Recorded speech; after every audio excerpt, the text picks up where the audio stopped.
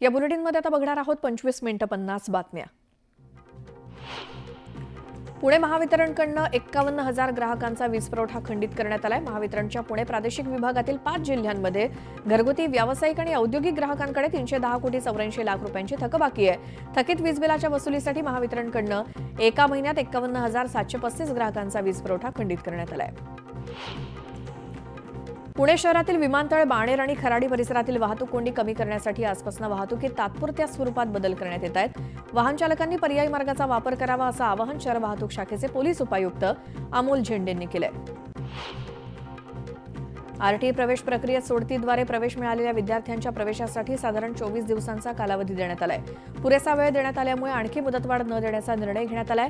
यंदा राज्यातील 8,863 शाळांमध्ये 1,09,087 जागा प्रवेशासाठी उपलब्ध आहेत. तर सोडतीद्वारे 1,01,967 विद्यार्थ्यांना प्रवेश जाहीर झालाय. यापैकी 64,500 विद्यार्थ्यांनी प्रवेश निश्चित केलाय. मुंबईमध्ये देवनार, मालाड पश्चिम आणि बीकेसीमध्ये एअर क्वालिटी इंडेक्सनं 250 पार झेप घेतल्यामुळे प्रदूषण वाढल्यामुळे टेन्शनही वाढलंय. मुंबईकरांवर उष्णतेच्या लाटेसोबतच आता प्रदूषण वाढीचं आजारांचं देखील संकट ओढावलंय. जगातील 20 सर्वात प्रदूषित शहरांमध्ये भारतातील 13 शहरांचा समावेश आहे. भारताचा क्रमांक 5व्या स्थानी असून सर्व देशांच्या राजधान्यांमध्ये दिल्ली सर्वात प्रदूषित शहर आहे. उल्हासनगर शहरामध्ये किती कचरा जमा होतो, घंटागडी प्रत्येक प्रभागातली कचरा उचलते की नाही याची माहिती पालिकेला आता एका क्लिकवरती मिळणार आहे. यासाठी एक ॲप तयार करण्यात आलं असून त्यावर पालिकेला सर्व माहिती कळणार आहे. दरम्यान साफसफाईवरती QR कोडचा वॉच असणार आहे. मुंबईतील 16 विकासकांनी रहिवाशांसाठी म्हाडा संक्रमण शिबिरात भाडेतत्वावरती गाळे घेतले होते. त्यांच्याकडून भाडे वसूल करण्याची कार्यवाही सुरू करण्यात आली असून आतापर्यंत 274 कोटी वसूल करण्यात आले, तर अद्यापही 172 कोटी थकीत आहेत. मुंबईकरांना सुसाट प्रवासाचा अनुभव देणाऱ्या कोस्टल रोडची पहिली मार्गिका सुरू होऊन 1 वर्ष पूर्ण होत आहे. सध्या कोस्टल रोडवरच्या दोन्ही मार्गिकांवरनं पूर्ण क्षमतेनं वाहतूक सुरू आहे. यावरनं प्रवास करणाऱ्या वाहनांनी 1 कोटींचा टप्पा पार केलाय. आरटीओ विभागानं राज्यामध्ये 2019 पूर्वी नोंदणी केलेल्या सर्व वाहनांना 30 एप्रिलपर्यंत हाय सिक्युरिटी रजिस्ट्रेशन प्लेट बसवणं बंधनकारक केलंय. मात्र एसटीच्या ताफ्यात नव्यानं दाखल झालेल्या गाड्यांनाच HSRP नसल्याचं निदर्शनास आलंय. पावसाळ्याच्या सुरुवातीला भुयारी मेट्रोचा दुसरा टप्पा सुरू करण्याचं नियोजन आहे. या प्रकल्पाचं 93% काम पूर्ण झालंय. त्यामुळे भुयारी मार्ग या संपूर्ण प्रकल्पाचं केवळ 5% कामच शिल्लक आहे. विविध करांच्या वसुलीतील घसरगुंडीमुळे उत्पन्नाचं उद्दिष्ट गाठताना धापा टाकणाऱ्या ठाणे पालिकेची उधळपट्टी समोर आली आहे. पालिकेनं 7,000 मिळणारी कचरापेटी तब्बल 30,000 रुपयांना खरेदी केल्याची संतापजनक माहिती समोर आली आहे. याच कचरापेट्यांची एका महिन्यातच दयनीय अवस्था झाली आहे. राज्यात सलग 4थ्या दिवशी उष्णतेची लाट कायम आहे. मुंबईसह संपूर्ण राज्याचं सरासरी कमाल तापमान 38 ते 39.5 अंश सेल्सिअसवरती गेल्यामुळे अंगाची काहिली करणारा उकाडा जाणवतोय. पुढील 3 दिवस अशी स्थिती कायम राहणार आहे. रिझर्व्ह बँकेचे नवनियुक्त गव्हर्नर संजय मल्होत्रांची स्वाक्षरी असलेल्या 100 आणि 200 रुपये मूल्यांच्या नव्या चलनी नोटा लवकरच जारी करण्यात येणार आहेत. त्याचसोबत जुन्या नोटा सुद्धा चलनात कायम राहणार आहेत, असं स्पष्टीकरण RBIनं दिलं. नागपूर शहरातील सीताबर्डी, गांधीबाग, इतवारी महाल या भागातील पाणीपुरवठा खंडित असणार आहे. सेमी फोर्ट फिडरवरती सीताबर्डी परिसरात तांत्रिक बिघाड झाल्यामुळे आपत्कालीन दुरुस्ती कामं करता हा पाणीपुरवठा खंडित असेल. न्यू इंडिया बँकेच्या ठेवीदारांवरती दुहेरी संकट ओढावलंय. बँकेमध्ये ठेव विमा महामंडळ बँकेच्या ठेवीदारांना विम्यापोटी दिल्या जाणाऱ्या आणि दिलेल्या सर्व रकमा त्या बँकेच्या प्रशासकांकडून वसूल करणार आहे. ही बाब ठेवीदारांना दुहेरी संकटात टाकणारी आहे. पीओपी गणेश मूर्तींना घातलेल्या बंदीमुळे मूर्तिकारांचा व्यवसाय धोक्यात आलाय. त्यामुळे पीओपी गणेश मूर्ती हव्यात की नकोत याबाबत लवकरच राजीव गांधी विज्ञान तंत्रज्ञान आयोग तज्ज्ञ समितीमार्फत अभ्यास केला जाणार आहे. मंगळवारी परेल नरे पार्कमध्ये झालेल्या मूर्तिकारांच्या महासंमेलनात सांस्कृतिक कार्यमंत्री आशिष शेलार यांनी ही माहिती दिली. मागील 2 वर्षात सरकारी तसंच अनुदानित शाळेतनं तब्बल 8,20,000 विद्यार्थी कमी झालेत. परिणामी या कालावधीत 1,349 सरकारी आणि विनाअनुदानित शाळांना टाळं लागण्याचं वास्तव समोर आलंय. इंग्रजी शाळांना सरसकट मंजुरी दिल्यामुळे सरकारी मराठी शाळा संकटात सापडल्या आहेत. राज्यामध्ये रक्तदात्यांची संख्या वाढली आहे. त्यामुळे राज्यात तब्बल 21 लाख रक्तपिशव्यांचं संकलन होत असून रक्तसंकलनात महाराष्ट्राचा भारतभरात डंका निर्माण झालाय. विशेष म्हणजे राज्यातील शेजारच्या 5 राज्यांना सुद्धा रक्ताचा पुरवठा केला जातोय.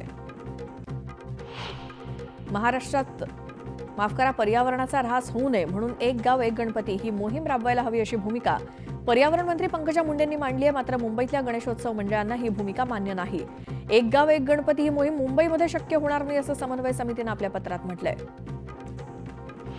होळी निमित्तानं बाहेरगावी जाणाऱ्या प्रवाशांची गर्दी विभाजित करण्यासाठी नियमित रेल्वे गाड्यांचं विशेष रेल्वे गाड्या सोडण्यात आल्या. यावेळी स्थानकांवरची गर्दी नियंत्रणात ठेवण्यासाठी मध्य रेल्वेच्या मुंबई विभागासह भुसावळ, नागपूर, पुणे विभागातील रेल्वे स्थानकावरती 16 मार्चपर्यंत फलाट तिकीट विक्री बंद करण्याचा निर्णय मध्य रेल्वेनं घेतलाय.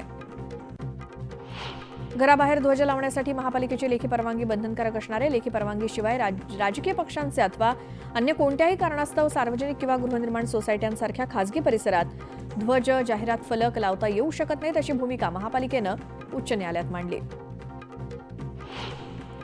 पुणे शहरात गेल्या काही दिवसांपासून पाणी पुरवठा विस्कळीत झालाय. कमी दाबानं पाणी आणि उशिरा पाणी येऊन लवकर जाणं यामुळे वेळापत्रक सुद्धा कोलमडून गेलंय. त्यामुळे पुरेसं पाणी उपलब्ध असतानाही पाणी टंचाईला सामोरं जावं लागतंय. पुणे शहरातील विमानतळ, बाणेर आणि खराडी परिसरातील वाहतूक कोंडी कमी करण्यासाठी वाहतुकीत बदल करण्यात आलेत. तर वाहन चालकांनी पर्यायी मार्गाचा वापर करण्याचं आवाहन वाहतूक शाखेचे पोलीस उपायुक्त अमोल झेंडे यांनी केलंय. पुण्यात जीबीएसचे रुग्ण आढळल्यामुळे आवश्यक ती उपाययोजना करण्यात महापालिकेनं सुरुवात केली आहे. जीबीएस प्रादुर्भावापासून बचावासाठी खबरदारीचा उपाय म्हणून 4 ठिकाणी पाणी शुद्ध करण्यासाठी क्लोरीनची यंत्रणा बसवली आहे. यासाठी 87 लाख रुपयांचा खर्च करण्यात आलाय.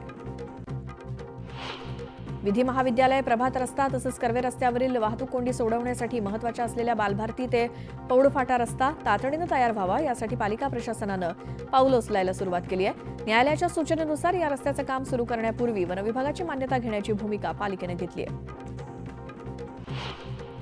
मंदिरांवरती आणि मशिदींवरती तसेच इतर धर्मियांच्या प्रार्थनास्थळांवरती बसवण्यात आलेले भोंगे नियमबाह्य पद्धतीनं सुरू असतील तर आता त्यासंबंधी कारवाई केली जाणार आहे.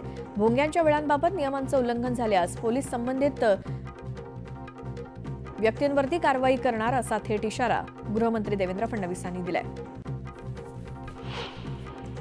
सरकारनं यावर्षी 31 जानेवारीपर्यंत 1,61,150 उद्योगांना स्टार्टअप म्हणून मान्यता दिली. लोकसभेत वाणिज्य आणि उद्योग मंत्री पियुष गोयल यांनी तशी माहिती दिली.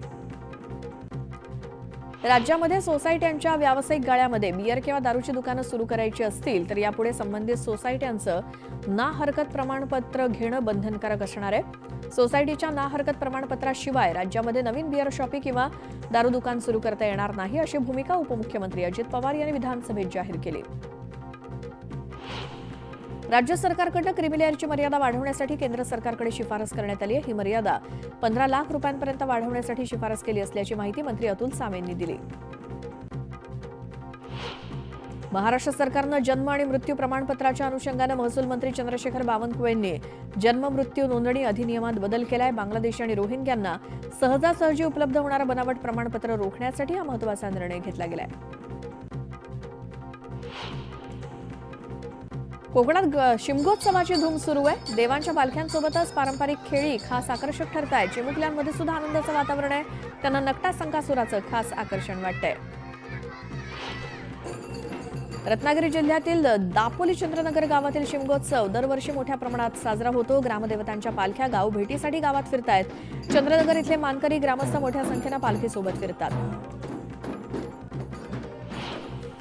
होळी म्हटलं की तुपाच्या धारेसोबत गरमागरम पुरणपोळीची आठवण होते. होळीला पुरणपोळीचा नैवेद्य लागतोच. घर आणि नोकरी करणाऱ्या महिला रेडीमेड पुरणपोळी आणण्यास पसंती देतात. मात्र यंदा पुरणपोळीला महागाईचा रंग आहे. कारण गेल्या वर्षीपेक्षा यंदा पुरणपोळी 5 रुपयांनी महागली आहे. गेल्या वर्षी 50 रुपयांना 2 मिळणाऱ्या पुरणपोळ्या यंदा 60 रुपयांना मिळणार आहेत. मुंबई पोलिसांनी होळी, धुलीवंदन आणि रंगपंचमीसाठी कडक नियमावली जाहीर केली आहे. उद्यापासून 18 मार्चपर्यंत हे नियम लागू असतील. अश्लील शब्दातील गाण्यांवरती प्रतिबंध असतील. तसंच अनोळखी लोकांवरती रंग किंवा पाणी फेकणाऱ्यांवरती कारवाई केली जाणार आहे. होळीच्या पार्श्वभूमीवर नागरिकांनी कोणत्याही प्रकारची वृक्षतोड करू नये. तसंच अनधिकृत वृक्षतोड झाल्याचं आढळून आल्यास त्याबाबत पोलिसात तक्रार करावी. मात्र नियमांचं पालन न करता वृक्षतोड केल्यास 5,000चा दंड ठोठावण्यात येईल असा इशारा देण्यात आलाय. रेल्वे मार्गाजवळील वस्त्यांमध्ये मुलांकडून लोकल ट्रेनवरती रंग मिसळलेल्या पाण्याचे फुगे मारण्याचे प्रकार घडतात. अशा घटना रोखण्यासाठी रेल्वे प्रशासन आणि पोलीस सतर्क झालेत. फुगे फेकणाऱ्यांवरती पोलिसांनी विशेष वॉच ठेवला असून रेल्वे प्रशासन संबंधितांवरती कठोर दंडात्मक कारवाई करणार आहे. होळीच्या पार्श्वभूमीवर इंडिगो आणि आकासा एअर कंपनीनं प्रवाशांसाठी विशेष सूट योजना जाहीर केली आहे. देशांतर्गत एकेरी प्रवासासाठी 1499 रुपये भाडं आकारण्यात येणार आहे, तर इंडिगो कंपनीनं सुद्धा देशांतर्गत मार्गावर एकेरी प्रवासासाठी 1199 रुपये भाडं योजना जाहीर केली आहे. मत्स्य व्यवसाय आणि बंदर विकास मंत्री नितेश राणे यांच्या खात्याला अर्थसंकल्पात सरकारनं फार मोठी तरतूद दिली आहे. बंदर विकासासाठी 484 कोटी तर मत्स्य व्यवसायासाठी 240 कोटींची तरतूद आहे. त्यामुळे कोकणातील मत्स्य व्यावसायिकांना मोठा दिलासा मिळणार आहे. महात्मा फुले जनआरोग्य योजनेच्या थकीत बिलांपोटी अखेर शासनानं 1162 कोटी रुपयांच्या निधीला मंजुरी दिली आहे. त्यामुळे राज्यभरातील रुग्णालयांचा कोंडलेला श्वास मोकळा झालाय. शासनाच्या पर्यावरणपूरक आणि संरक्षण व्यवस्थापन या प्रकल्पांतर्गत देवबाग तारकर्ली इथल्या 158 कोटी रुपयांच्या विकास कामांना मान्यता मिळाली आहे. त्यामुळे समुद्रकिनारी राहणाऱ्या नागरिकांच्या जीविताचं आणि मालमत्तेचं रक्षण होणार आहे.